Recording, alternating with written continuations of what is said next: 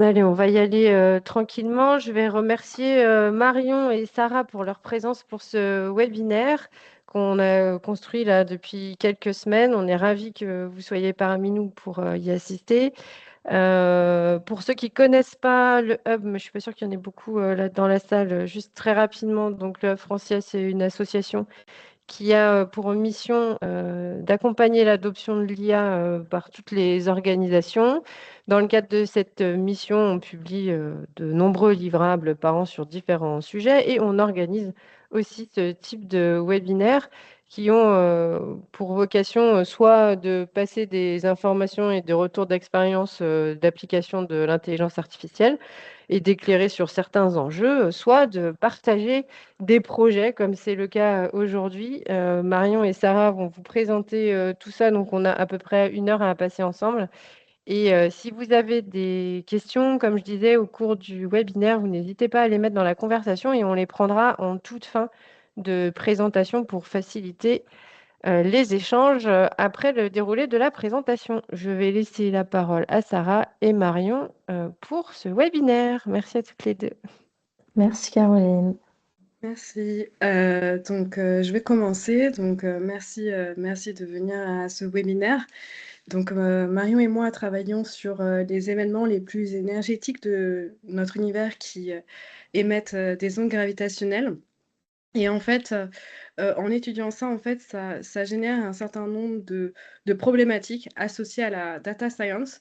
C'est pour ça que depuis quelque temps, on crée des partenariats avec l'entreprise là-dessus pour aller un peu plus loin et dépasser les frontières de la connaissance, mais aussi résoudre des problèmes complexes en data science.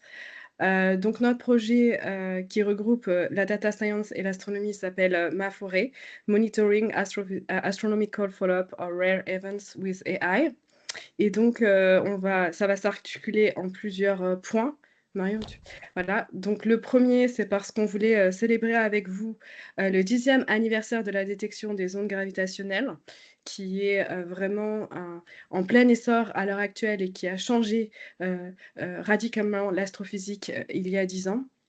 Ensuite, en deuxième, c'est face à cette détection des ondes gravitationnelles il y a 10 ans, il y a eu plein de choses qui ont été faites en astronomie et qui ont permis de faire bénéficier une suite, entre guillemets, qui est d'étudier ces phénomènes transitoires pour voir le ciel, pas de façon immuable, mais en mouvement. On va revenir dessus et on va voir que c'est là où il y a le challenge data science qui est en jeu. Et puis ensuite, comment répondre à ce data challenge en partie 3. Marion, s'il te plaît. Donc, qui sommes-nous? En fait, on est deux enseignants-chercheurs, enseignants-chercheuses, pardon, dans deux universités parisiennes, Université Paris-Saclay pour ma part et Sorbonne Université pour Marion. Et donc, nous travaillons dans cette dite nouvelle astrophysique avec les ondes gravitationnelles et on étudie les phénomènes les plus violents de notre univers. Au travers donc de ces différents messagers, on va y revenir. Et au travers de notre étude, on a deux axes transverses. L'un, c'est comment améliorer les pratiques d'observation. Voilà, c'est plus l'astronome qui pointe le télescope par lui-même. Et deuxièmement, c'est comment ouvrir cette physique fondamentale au plus grand nombre au travers de la science citoyenne. Donc, commençons par la partie 1, le temps que tout le monde se connecte, mais un peu pour rêver un peu de physique avec vous. Oui, ça fait 10 ans que les ondes gravitationnelles ont été détectées de façon directe, et Marion va revenir dessus. Et donc, l'idée, c'est au lieu, depuis tout le temps, en fait, l'homme a été curieux du ciel, il a observé avec ses yeux, puis ensuite avec des lunettes, avec Galilée, et puis dans le siècle dernier, il a capté des signaux radio dans les années 30, puis gamma avec le lancement de satellites dans l'espace. Et donc là, on est passé d'une astronomie classique visible à une astronomie dite multi-longueur d'onde pour étudier les phénomènes du cosmos, surtout le spectre électromagnétique. Et puis là, on est sur une nouvelle dimension avec l'étude des événements au travers d'autres messagers que la lumière, que sont les ondes gravitationnelles. Donc là, notre astronomie, à nous deux, Marion, et c'est une nouvelle astrophysique puisqu'on voit et on entend au travers des ondes gravitationnelles. Donc, pour qu'il y ait des ondes gravitationnelles, il faut des événements très, très énergétiques qui engagent des phénomènes cataclysmiques. Et donc, nous, nos objets de prédilection, ce ne sont pas des exoplanètes, ce ne sont pas des minor planètes, des météorites, ce sont des restes d'étoiles et des étoiles qui sont plus grosses que notre Soleil. Puisque ce qui nous intéresse, c'est aussi l'infiniment petit dans l'infiniment grand, c'est-à-dire de savoir en fait comment la matière est faite et comment la matière est faite dans des situations extrêmes. Par exemple, pour notre Soleil, il est capable de synthétiser des éléments jusqu'au fer. Or, l'uranium qui est présent sur notre Terre, il faut bien expliquer d'où il vient. Et donc, c'est sur ces phénomènes cataclysmiques qu'on étudie pour comprendre nos éléments chimiques qui sont présents dans notre Terre. Voilà, donc on va parler donc sur ces éléments chimiques. Ça peut être la fusion de 2 cadavres d'étoiles ou alors l'explosion d'une étoile plus massive que notre Soleil qui va engager un processus de nucléosynthèse qui va permettre de synthétiser l'or, l'uranium, et cetera, et cetera. Et donc c'est ces domaines-là qu'on étudie avec Marion et qui présentent un enjeu sur la data science et on va revenir plus tard là-dessus. Donc, ces objets dits compacts, c'est-à-dire ces cadavres d'étoiles, comme là je viens de l'expliquer, ils sont plus. C'est des étoiles qui vont mourir plus grosses que notre Soleil. Ça peut donner donc des étoiles à neutrons. Et, ou alors, ceux que vous connaissez encore plus, les trous noirs, qui vont être à peu près à 10 fois la masse du Soleil. Et on a sur une autre échelle 1 million de masses solaires qui sont des trous noirs supermassifs, celui qui est au centre de notre galaxie, que l'on n'étudie pas nous, mais qui fait partie du spectre des objets compacts. Ce qui est intéressant, c'est d'étudier la matière quand elle est super comprimée jusqu'à un point qui peut donner une singularité et un trou noir. Et comment les lois de la physique, dans ces conditions extrêmes, s'appliquent. Alors bien sûr, on ne va pas créer des petits trous noirs sur notre planète. Il vaut mieux les étudier dans le ciel pour... voilà, c'est plus safe pour nous, mais ça montre à quel point il y a un lien entre l'infiniment petit, la physique, ce qui nous rapproche, et l'univers. Et donc, pour illustrer ces objets compacts, j'ai pris pour vous un peu d'historique de cette supernova qui a explosé dans notre l'étoile qui est morte dans notre galaxie en 1054, repérée par les astronomes chinois, mais dont la source était visible. Donc soudainement, il y a un nouveau point dans le ciel. On pensait peut-être que c'était un dieu, mais c'est une supernova pendant une semaine.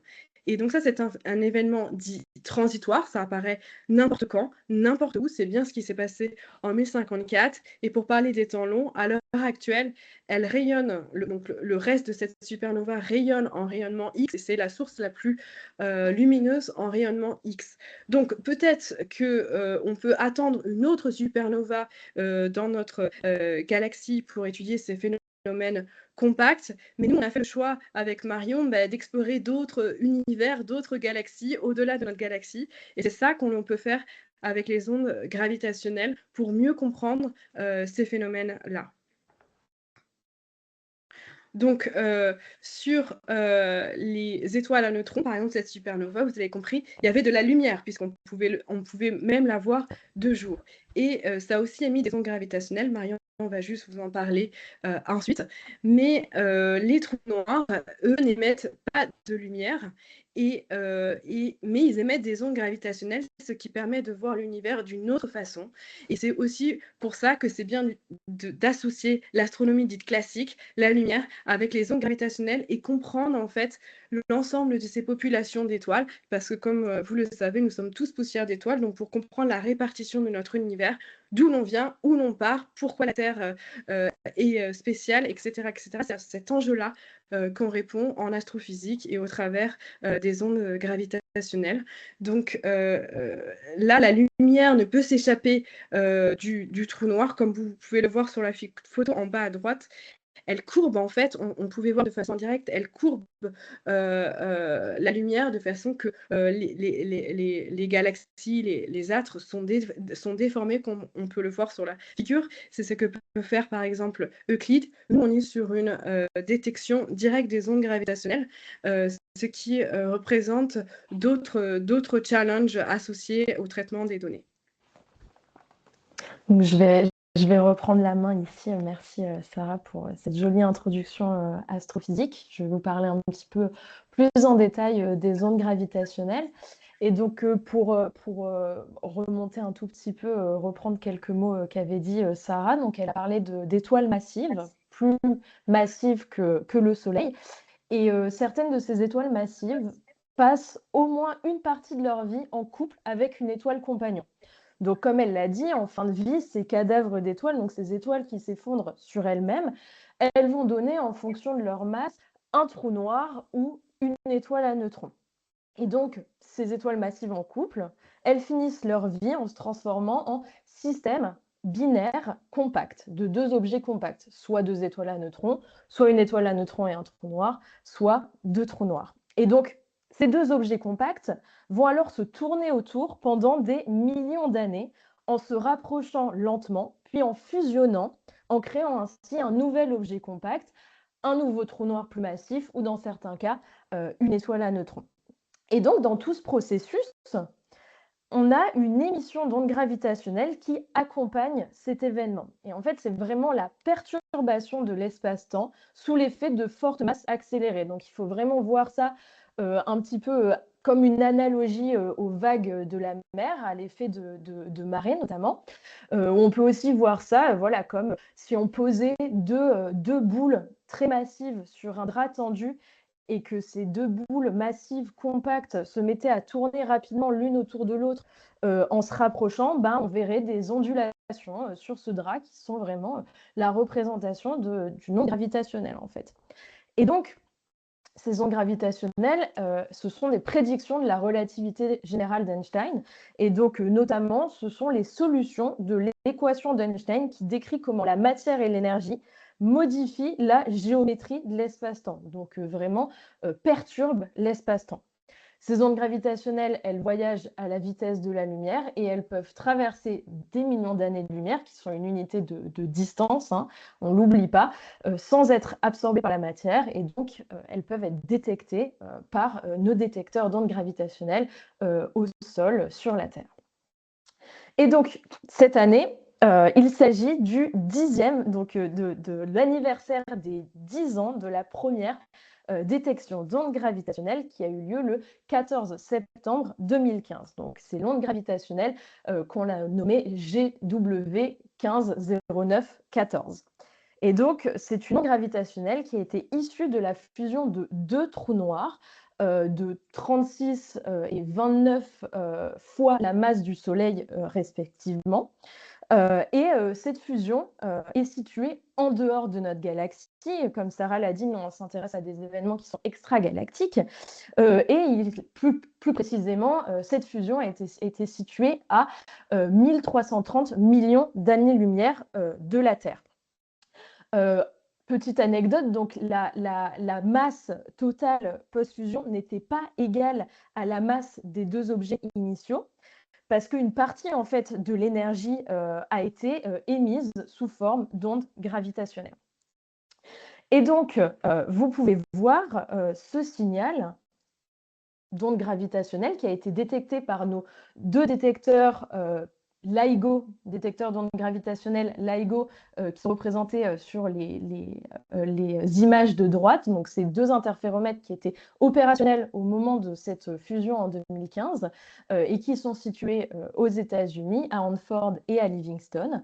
Et donc, ces deux interféromètres, ces deux détecteurs d'ondes gravitationnelles ont observé le même signal en simultané de l'événement de 2015 et qui est représenté en bas à gauche. Et donc, ce signal, il est cohérent avec ce qu'on attend dans le cadre de la relativité générale. Et ce qui est important, en fait, c'est que les trois phases, les trois étapes de la fusion, la fusion de deux objets compacts sont inscrites, sont imprimées dans la forme d'onde gravitationnelle, donc dans le signal qu'on détecte directement dans le détecteur. Donc on a d'abord la phase spiralante, où les deux objets se tournent autour et se rapprochent lentement. Puis on a l'amplitude et la fréquence de l'onde gravitationnelle qui augmentent jusqu'à la fusion des deux objets. Et puis enfin, l'amplitude diminue jusqu'à s'annuler lors de la phase de ring down, qui est l'oscillation, ce sont des oscillations de l'objet compact résiduel, du trou noir résiduel.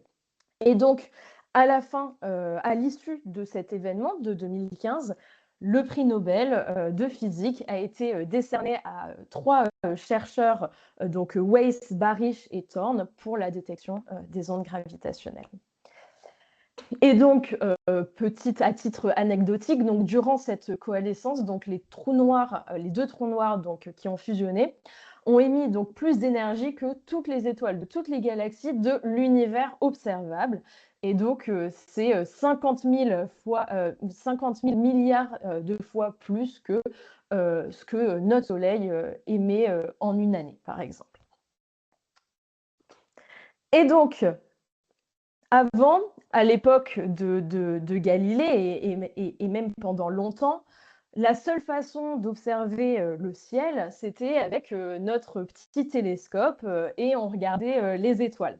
Maintenant, avec les détecteurs d'ondes gravitationnelles, avec LIGO et Virgo, dont je mentionnerai juste après, qui est le détecteur européen situé en Italie, avec ces détecteurs-là, qui sont opérationnels depuis une dizaine d'années, on a une nouvelle façon d'imager le ciel, d'écouter le ciel, et on peut même on détecte maintenant des nouveaux objets. Notre astrophysique n'est plus concentrée seulement sur les étoiles. On a aussi maintenant, par exemple, les trous noirs. Et donc, nous voilà, 10 ans plus tard, 10 ans après la première détection, avec maintenant un petit catalogue de sources d'ondes gravitationnelles.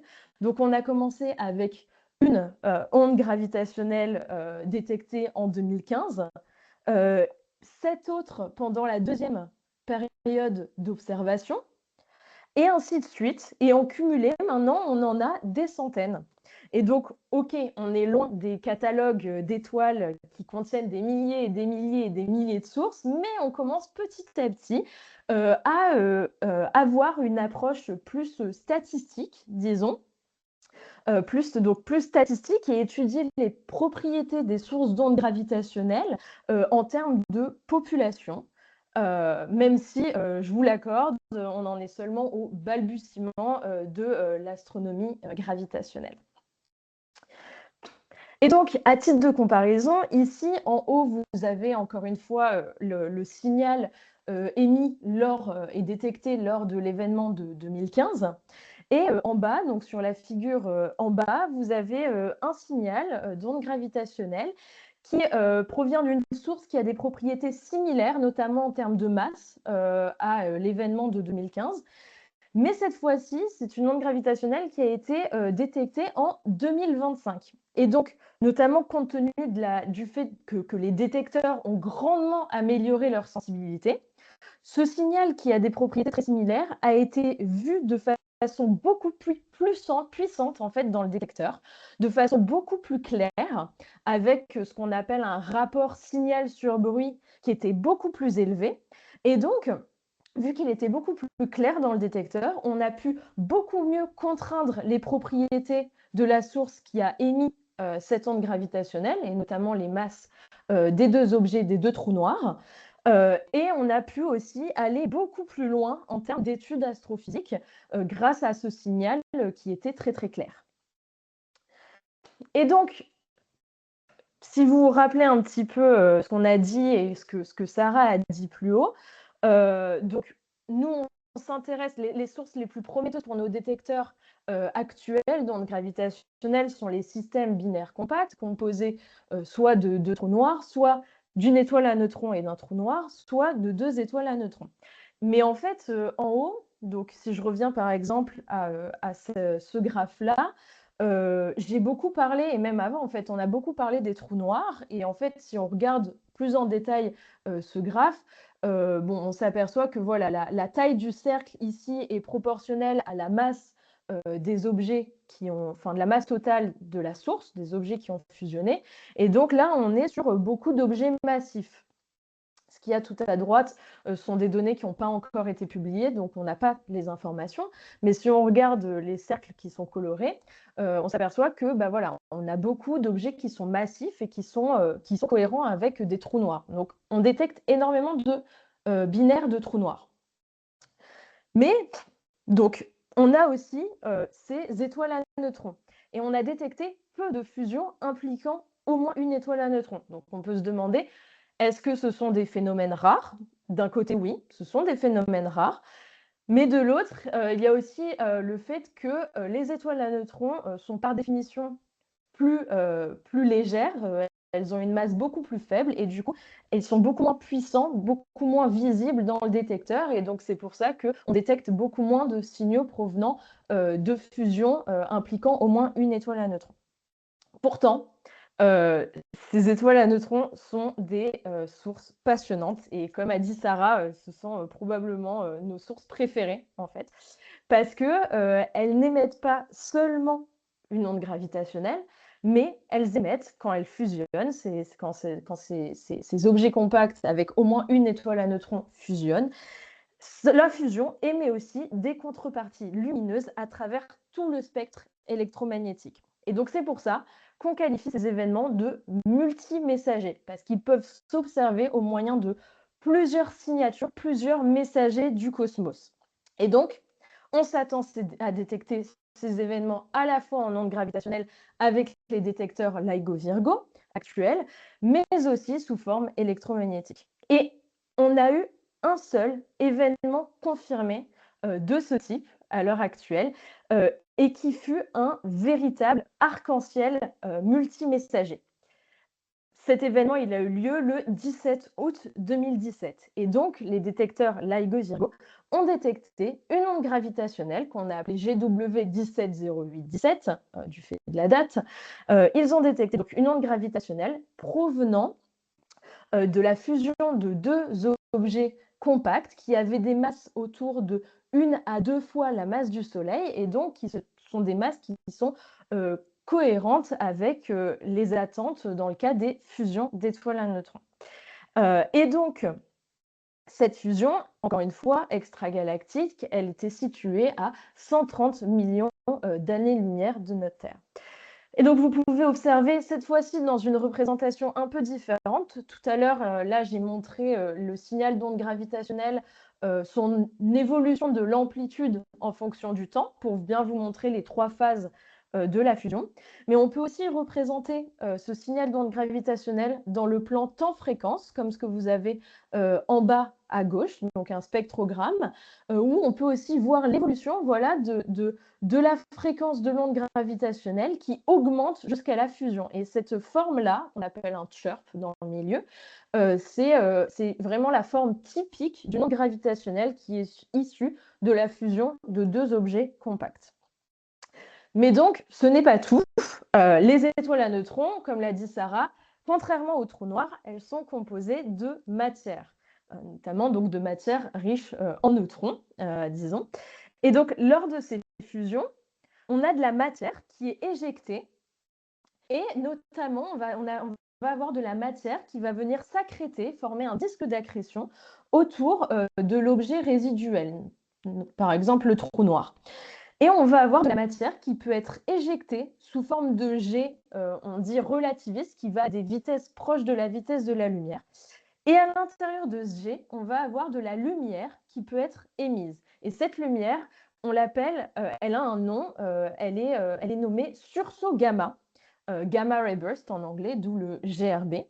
Et donc nous, 1,7 secondes après l'événement de 2017, après GW 170817, le sursaut gamma GRB 170817A a été observé notamment par la mission Fermi, qui est un satellite en orbite autour de la Terre. Et vous pouvez voir le signal qu'il a observé en bas à droite, notamment le le pic, en fait, là, on représente vraiment ce signal en termes de nombre de photons émis en fonction du temps. Donc, vous pouvez voir qu'on a un pic dans cette série temporelle, environ 1,7 secondes après la fusion de 2017. Et donc, concrètement, ce sursaut gamma, il a été observé à toutes les longueurs d'onde. On a vu une première émission du sursaut dans les longueurs d'onde gamma, donc ce qui est en vert sur le spectre, donc tout à gauche. Et cette émission est de l'ordre de la seconde, donc c'est vraiment très très rapide.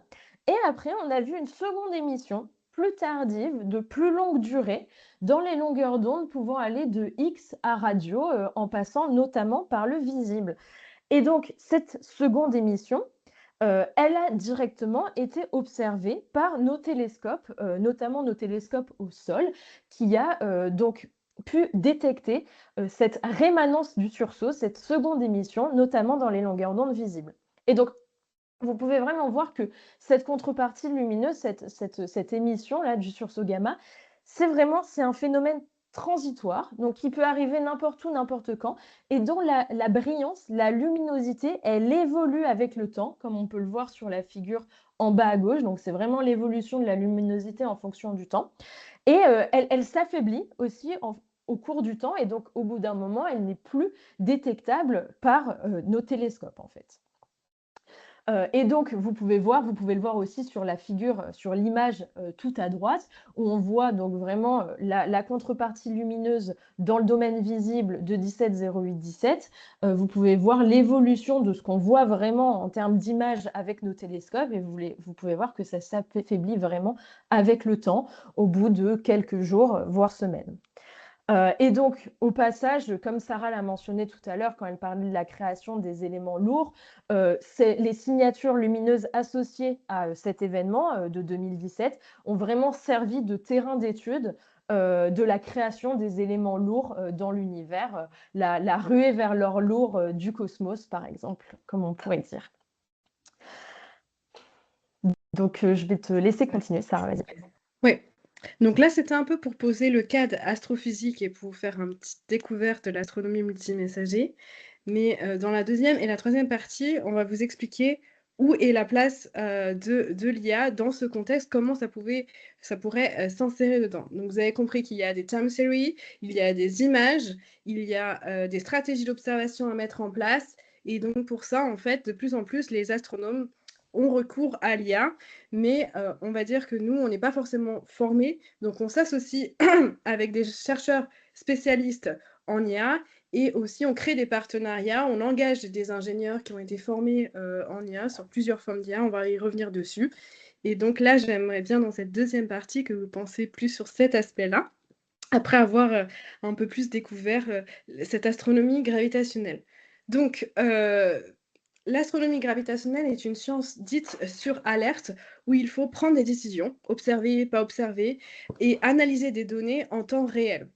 Pour l'instant, les ondes gravitationnelles, comme tu l'as dit Marion, c'est des centaines d'événements sur une dizaine d'années. Donc, on peut gérer une alerte, entre guillemets, un événement par semaine ou toutes les 2 semaines, tout va pour le mieux. Maintenant, imaginons, là, comme on le voit sur cette image, maintenant, on a l'arrivée d'un autre télescope qui, lui, n'est pas un télescope d'ondes gravitationnelles, on est bien d'accord, mais qui va scruter les mêmes phénomènes que ceux d'ondes ondes gravitationnelles pour compléter nos catalogues. Et bien là, en fait, il détecte des sources d'ondes gravitationnelles, mais des sources qui n'ont rien à voir avec les ondes gravitationnelles, comme les exoplanètes, etc.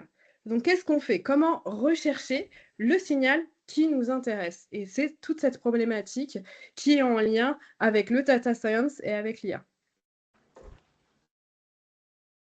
Donc, pourquoi on vous convie aujourd'hui? C'était pour célébrer les 10 ans de la détection d'ondes gravitationnelles, mais c'est pour dire qu'il y a une suite que nous, astronomes, ne pouvons pas résoudre par nous-mêmes, puisque ce télescope dont on parle, qui est le télescope le plus cher construit à l'heure actuelle, qui est un partenariat entre les États-Unis et la France, va générer des millions d'alertes de changements par nuit. Alors ça peut être soit une nouvelle alerte, comme la supernova de l'année 1054, ou alors juste des variations de luminosité dues à une étoile. Et il faut classer ces événements pour savoir, OK, ça c'est plutôt ce type-là, un autre ce type-là, et rechercher les événements rares dont on a parlé dans la première partie.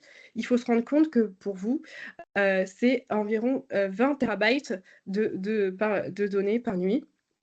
Et l'idée, c'est comment classifier toutes ces millions de changements répertoriés par ce télescope. Comment, puisqu'en fait, ce télescope, un jour, va y avoir, enfin, on va dire, il y a la nuit et puis ensuite il y a le jour, donc il faut engager des observations supplémentaires.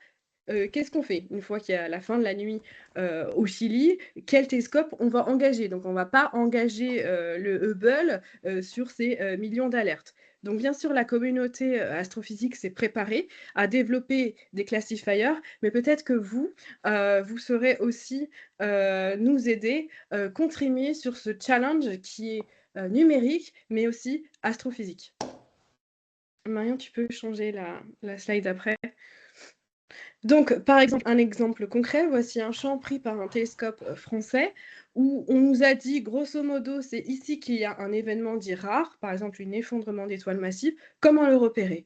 Bon, bah, c'est un sujet de data science puisqu'il va falloir repérer une source. La source, est-ce qu'elle est apparue maintenant par rapport à une observation prise l'année précédente, etc., etc. Donc nous, on a fait des pipelines pour repérer ces changements. Par exemple, on est capable automatiquement de repérer cet événement rare au centre. On est capable aussi de le monitorer, c'est-à-dire d'observer avec plusieurs télescopes pour voir comment ça découvre, pour se dire est-ce que c'est un effondrement d'étoiles massives ou pas. Mais imaginez que ces images se soient prises par ce télescope, un autre, etc., etc. Et donc, il y a des biais. Il y a des biais dans les différents capteurs et on ne peut pas engager une observation sur un télescope ultra puissant puisqu'après, on a grillé notre cartouche, entre guillemets, et donc, il y a un processus de decision making à la volée pour récupérer le plus de données possibles, mais aussi être raisonnable parce qu'il y a peut-être un événement rare, intéressant après, et il va falloir utiliser les mêmes ressources. Marion, est-ce que tu peux passer à la suite? Donc, à notre disposition sur ce problème d'événements rares, détecter les événements rares. Tu l'as dit Marion, il y a eu un événement depuis 8 ans. Qu'est-ce qu'on fait? Comment on fait pour en détecter plus? On sait qu'il y en a plus, nos calculs nous disent qu'il y en a plus, mais on ne les détecte pas. On ne les détecte pas. Donc, il faut un télescope qui nous dit il y a des trucs qui se passent, donc c'est 10 millions d'alertes par nuit, et un réseau de télescopes qui permet d'engager des observations supplémentaires. L'avantage au niveau français, c'est qu'on a un réseau de télescopes à notre disposition qui est parmi les 3 meilleurs au monde. Je le pilote depuis 2018, je suis même la fondatrice. C'est Made in France, mais ça supervise de nombreux pays, 20 pays au total. On a la présence de télescopes en Antarctique. Alors ouais, parce qu'en fait, en France, on est l'un des seuls pays à avoir des télescopes en Antarctique. C'est bien parce qu'on voit un ciel différent. Bon, ça, c'était pour la pub, pour la partie française. Mais il faut orchestrer, imaginer tous ces télescopes. Et donc, si Marion et moi, aussi intelligentes qu'on est, on dit oui, tu observes, on envoie un mail, on envoie un WhatsApp, vous imaginez la catastrophe. Et donc, tous ces télescopes travaillent de façon différente les uns avec les autres. Ce sont des gens qui ne sont pas trop disciplinés, ils n'aiment pas l'uniformité, ils ont leurs propres standards, ils discutent dans leur propre langue, en Azerbaïdjan, au Brésil, etc., etc. Donc, comment unifier ça tout en gardant la spécificité de chaque groupe, entre guillemets. Et donc, pour les autres équipes, eh bien, ils ont accès à un télescope. Donc, ils se comprennent dans leur langage, mais nous, on est plus dans un espèce de réseau de télescopes ONU et comment favoriser l'échange. Donc, ça, c'est un des challenges data science qu'on pense avec les LLM solutionner. Et aussi, j'ajoute sur le fait que notre projet, vous voyez, on est 2 femmes, il n'y a pas beaucoup il ne faut pas imaginer que toute l'astrophysique, il n'y a que des femmes, on n'est que 25%, mais on essaie aussi de développer l'astronomie et d'engager des personnes féminines à nous rejoindre, et notamment les ingénieurs, où on a créé un partenariat avec les cibles depuis le 23 pour les former. Donc, elles adorent puisqu'elles manipulent beaucoup de data science pour résoudre des problèmes astrophysiques. Marion, tu peux passer à la suite, s'il te plaît. Donc, associé à ça, et je voulais vous alerter aussi sur le fait qu'on a créé en 2019 une science citoyenne. Et pourquoi on en parle aujourd'hui avec vous? C'est parce que vous-même, vous, à titre individuel, ou vous-même dans votre entreprise, peuvent participer à cette science citoyenne, c'est-à-dire prendre des données de mesure ou nous aider dans la classification des alertes pour identifier la source, l'aiguille dans la boîte de foin qui va faire une avancée majeure en astrophysique. Bon, parce qu'on aime bien les supernovas, mais on en voit tous les jours. Nous, on veut the événement qui monopolise tous les observatoires du monde et qui fasse une avancée spectaculaire pour savoir d'où vient cet uranium dans l'univers. C'est ça notre objectif commun. Je ne sais pas si c'est l'objectif de toute la France, mais en tout cas, on veut que ce soit le plus de personnes possible qui viennent. Et donc, même si dans votre entreprise, je comprends que vous n'avez pas un télescope sur le toit de votre entreprise, comme ce qui est le cas à Royan, mais vous pouvez, en fait, il y a des réseaux de télescopes où vous pouvez acheter du temps, ou même on peut vous en donner pour que ce soit un projet commun, que vous soyez associé à nous par le data science, mais aussi par les observations, ce qui est assez cool et je sais pas, ça nous rend heureux, on va dire. Donc voilà, donc c'est la science citoyenne qu'on développe, qu'on a développée, qu'on développe et qu'on développera parce que c'est hyper important de connecter la société à la physique fondamentale. Marion, slide suivant. Donc, pour synthétiser toute cette partie, je sais que ça fait beaucoup d'informations pour vous, mais on a des capteurs, des gros capteurs, des gros télescopes, le plus beau télescope au monde qui prend actuellement, à l'heure actuelle, ça fait même pas 2 semaines, qui prend des données, LSST, qui sera opérationnel dans 1 an. Donc là, c'est est-ce que nous, la France, on se positionne et on est parmi les meilleurs? Bon, on est déjà bon, mais est-ce qu'on peut faire ça? Est-ce qu'on peut faire ce challenge de data science maintenant? On a ce réseau de télescopes qui est déjà acquis à notre cause et on doit traiter toutes ces données en même temps. On a accès bien sûr aux ondes gravitationnelles, mais aussi à des télescopes dans d'autres longueurs d'onde. Et ce problème ne peut pas être solutionné que par des étudiants qui connaissent les équations de Maxwell. Il doit être solutionné par des gens qui s'y connaissent en big data, parce que si on voit là dans cette bulle à droite, on a 10 millions d'alertes, dont une alerte intéresse monsieur un tel, une alerte madame un tel, etc., etc. Et ça nourrit pas seulement notre astrophysique des objets compacts, mais ça nourrit l'ensemble de l'astrophysique. Donc l'impact est extrêmement important pour l'astrophysique, mais aussi pour la connaissance globale. Ok, merci Sarah. Donc je vais reprendre la main ici et je vais un petit peu plus vous parler de voilà, qu'est-ce que c'est pour que vous puissiez comprendre vraiment de façon concrète le challenge que va apporter LSST Vera Rubin. Je vais vous parler un petit peu plus de nos journées types en tant qu'astronomes qui voulons observer des sources dont on a reçu les alertes en fait. Donc, je pense que vous l'avez déjà compris maintenant, mais globalement, ces observations-là, ce qu'on fait dans le réseau de télescopes Grand Mât, ce que font les autres collaborations qui tournent autour de télescopes, dans le visible notamment, ces observations, c'est vraiment une course contre la montre. Parce que la brillance, la luminosité de la source transitoire qui peut apparaître n'importe où, n'importe quand, elle évolue avec le temps, elle s'affaiblit aussi avec le temps. Et donc, la classification de la source, elle peut aussi changer à mesure que l'on reçoit des observations. Vous avez un exemple en fait sur le graphe en bas à droite où on a pris des observations et on a pensé à une certaine classification pour la source du fait que dans un certain filtre, on voyait une évolution complètement décroissante. Mais en fait, à un certain moment, dans un certain filtre d'observation, on a vu une petite bosse apparaître avec une brillance qui réaugmentait un petit peu par rapport à un comportement complètement linéaire, disons. Donc, on a commencé à la labelliser, classifier d'une autre façon. Et donc, ça change un petit peu nos stratégies d'observation, comment on va observer, quand est-ce qu'on va observer, etc. Donc, en fait, quand on souhaite suivre une alerte qu'on a reçue de la part d'un générateur d'alerte tel que LSST ou les ondes gravitationnelles, LIGO, Virgo, etc., on a plusieurs questions en fait à se poser. La première, c'est est-ce que l'alerte est réelle?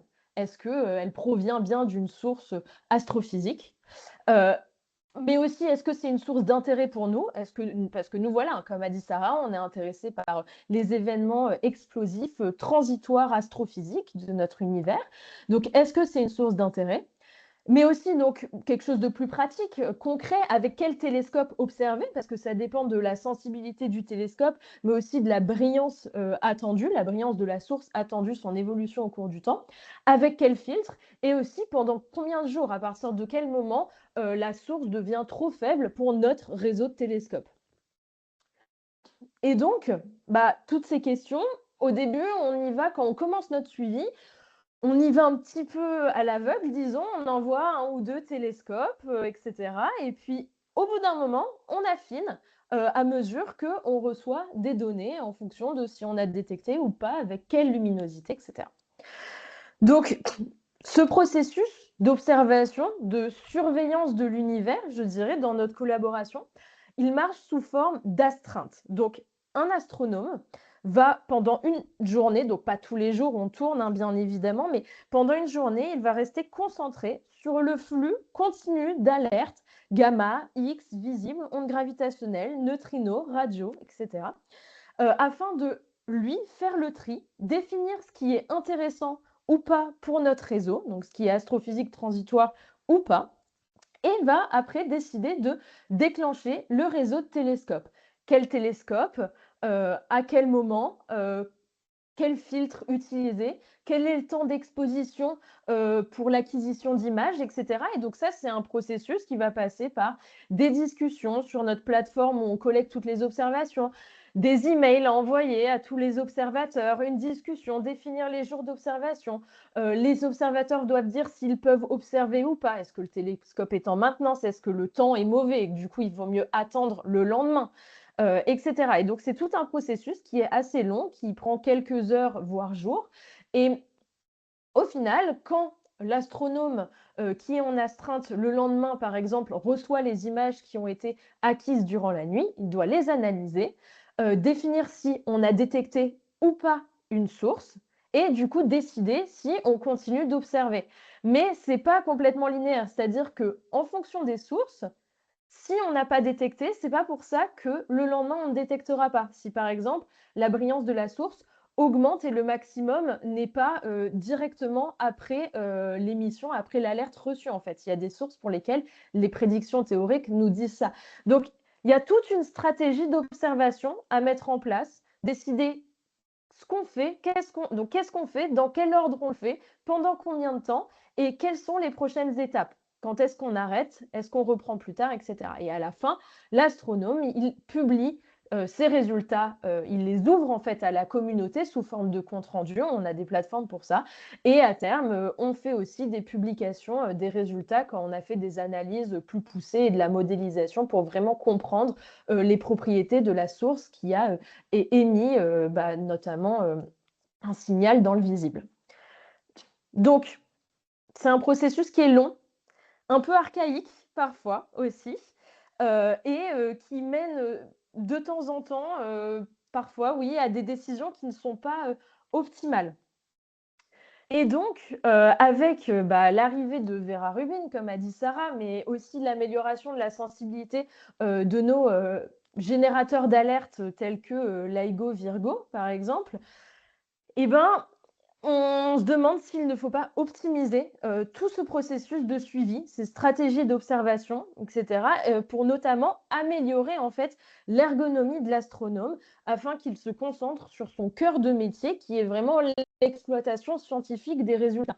Et donc, un certain nombre de questions se posent, notamment comment accompagner automatiquement les novices dans notre collaboration. Il n'y a pas que des experts chercheurs depuis des années et des années qui sont dans le milieu. Il y a des étudiants, comme a dit Sarah, on ouvre cette science au grand public aussi avec Kilonova Catcher, notre science participative. Donc, comment est-ce qu'on peut accompagner donc, automatiquement les novices dans la prise de décision, les stratégies d'observation observations lors des astreintes? Comment est-ce qu'on peut les guider dans le maniement de nos outils, notamment la plateforme qui collecte les observations et qui est pas forcément facile à utiliser? Mais aussi, comment est-ce qu'on peut les guider dans l'analyse d'images et comment est-ce qu'on pourrait analyser rapidement les images que l'on reçoit pour prendre des décisions assez rapidement quant au continu du suivi de ces sources et aussi comment est-ce qu'on pourrait classifier rapidement, automatiquement, l'alerte reçue, notamment par l'alerte qui vient de LSST Vera Rubin.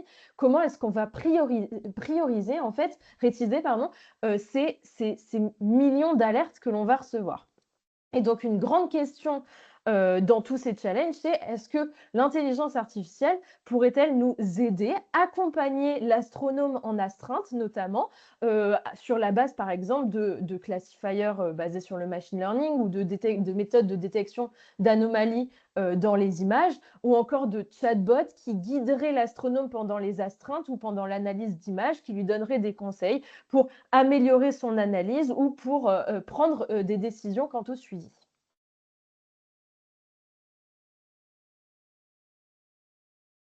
Ok, Sarah, à toi, ouais. oui. Donc voilà, j'espère que vous êtes toujours concentrés. Mais donc on va atterrir sur la dernière partie de notre exposé qui est face aux questions que tu as posées, Marion, nos solutions. Donc on a déjà réfléchi sur ces sur ces différents points. Et l'enjeu, c'est peut-être de rediscuter avec vous dans un échange ultérieur. Voilà, vous avez notre coordonnée si vous voulez, si ça vous intéresse aussi ce projet qui est Ma forêt, qui couvre l'ensemble des questions que tu as soulevées, Marion, juste avant.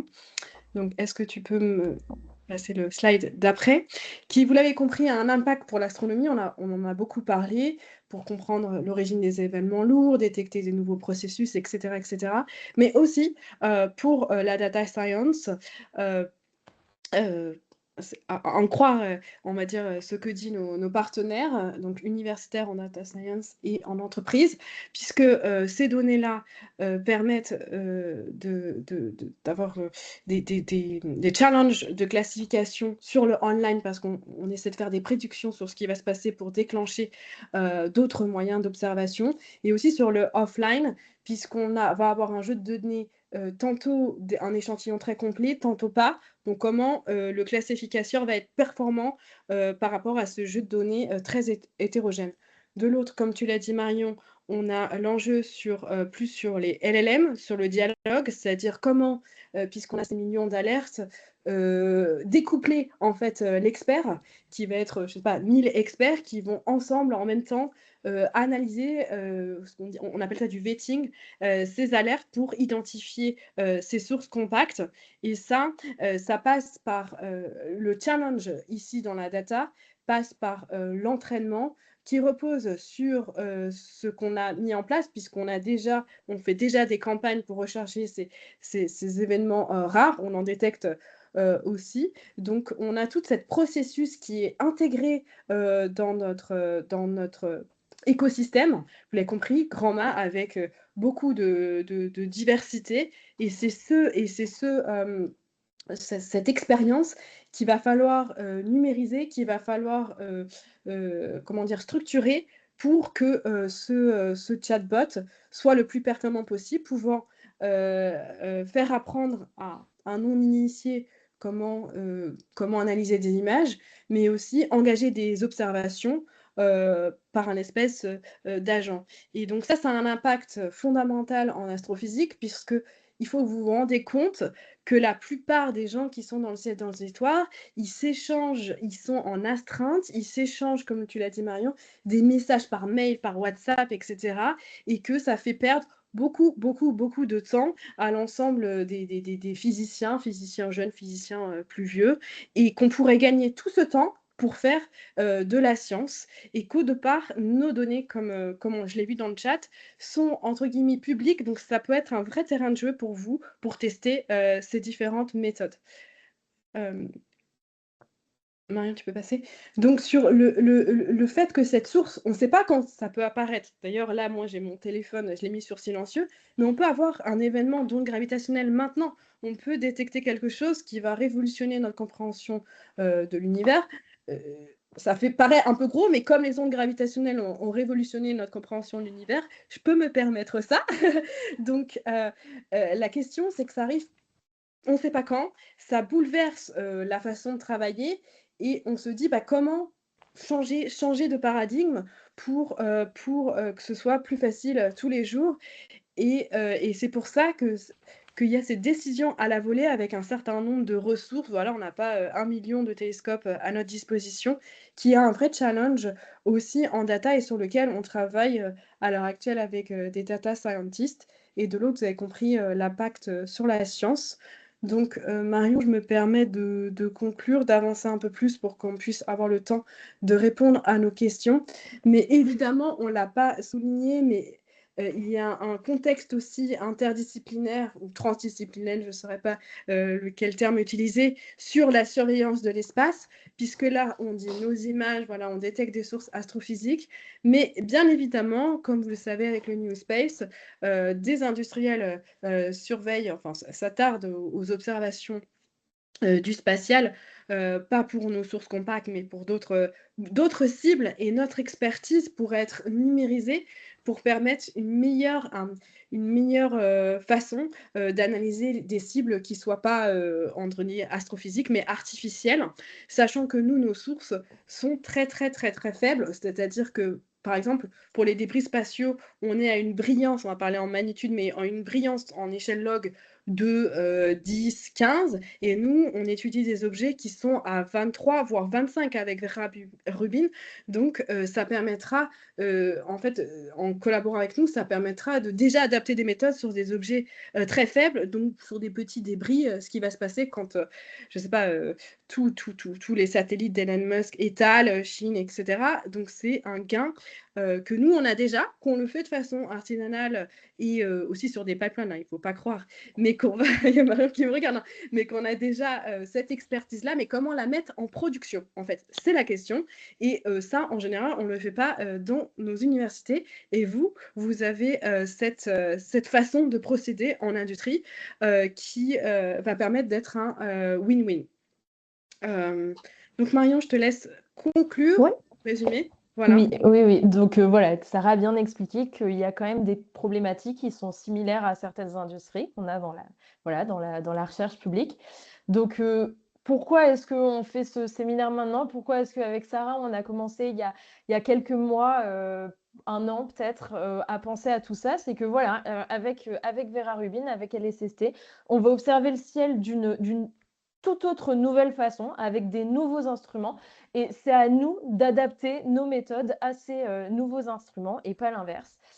On a une force dans Grand Mât parce qu'on est un réseau, voilà, de télescopes. On n'est pas un seul télescope qui fait ses observations dans son coin. On pilote tout un réseau.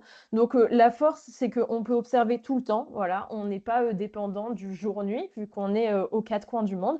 Et donc on peut bien échantillonner l'évolution de la brillance, de la luminosité des sources et avoir vraiment un suivi en fait de qualité. Donc un grand corpus en fait d'exemples, d'images qui peuvent être utilisées pour tester des modèles et les performances des modèles. On souhaite également ouvrir cette séance aux citoyens, vraiment histoire de faire participer tout le monde.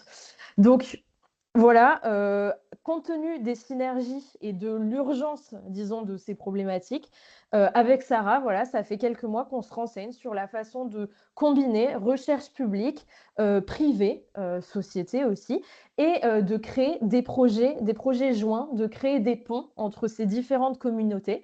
Et en fait, on a trouvé plusieurs instruments de partenariat, de financement. Le premier, qui est probablement le plus gros, c'est ce qui s'appelle les ANR-PRCE, donc c'est l'Agence nationale de la recherche qui finance des partenariats publics-privés autour de projets joints, donc qui peuvent bénéficier à la fois à l'entreprise avec la R&D, etc., R&D commerciale, et à la fois faire avancer la recherche fondamentale. Mais aussi certaines autres façons de créer des ponts entre les communautés, notamment par du mécénat de compétences pour la création de prototypes ou alors créer directement une science participative avec une entreprise. Et finalement, on peut aussi imaginer, par exemple, des outils qui sont mis en place, créés dans les entreprises et qui sont adaptés et mis à disposition de la recherche publique pour optimiser notre science.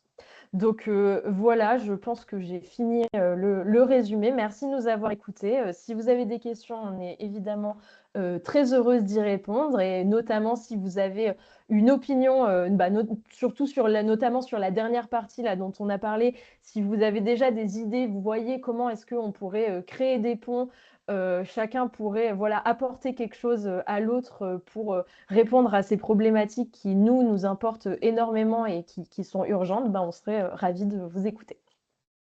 Merci Sarah, merci Marion. Plein de commentaires à la fin de la présentation. Marion, je pense que tu n'as pas vu comme tu Ouais, je partageais vois les rien. slides. Donc, Il y a faut eu me aussi dire. beaucoup de questions auxquelles Sarah a répondu au fil de l'eau.